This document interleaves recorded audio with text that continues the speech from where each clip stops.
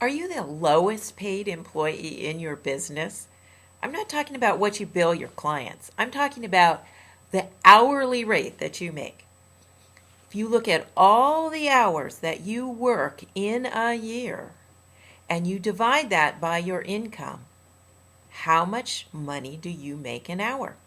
And you know what? I'm going to ask you to pause this video while you work out that quick calculation.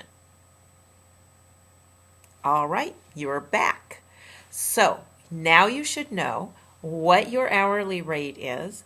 And I just want to say that for most entrepreneurs, it's not unusual to see something between $10 and $20 an hour, which isn't all that great when you consider why you started your business. However, if you're making significantly more than that and you're only working the number of hours that you want to in your business, you're not giving up vacations, you're not giving up time with your family, and you're not giving up things you like to do outside your business, then great. You don't need to watch further. However, if you're among the 99% for whom that's not true, let's look at basically the two ways that you have to change that figure. There's really only two variables.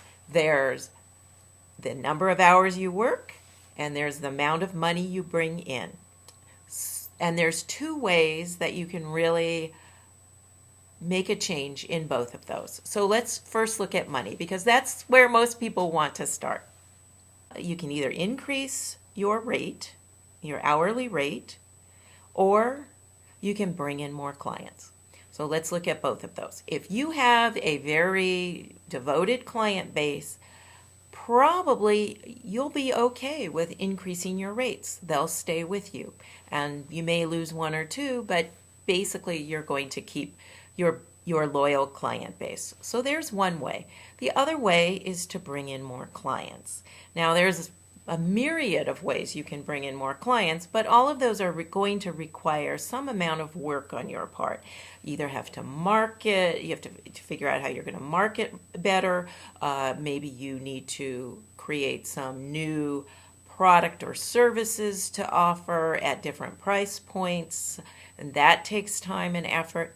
One way that I have also worked on with many of my clients is to create some sort of passive income that they can rely on, that's sort of their base. Now let's look at decreasing your hours, because here's the area where I find a lot of small business owners and entrepreneurs don't look, and it can be critical. There's two ways basically to decrease the number of hours you work as well. One of them is just decrease the number of hours that you work. Now, if you do that without changing anything else, most probably your income will go down too, and that's a decision you have to make. But the other area is just increasing your efficiency. What can you automate? What can you actually delete that you're doing right now that really isn't helping your bottom line? What can you delegate? Is it time to hire, even if it is outsourcing to a virtual assistant, not a full-time or part-time employee? These are all areas that are critical to not just growing your business, but being able to live a life that your business supports rather than your life all going into supporting your business. If you enjoyed this video or you think it's useful, feel free to pass it along, share it. I'd really appreciate that.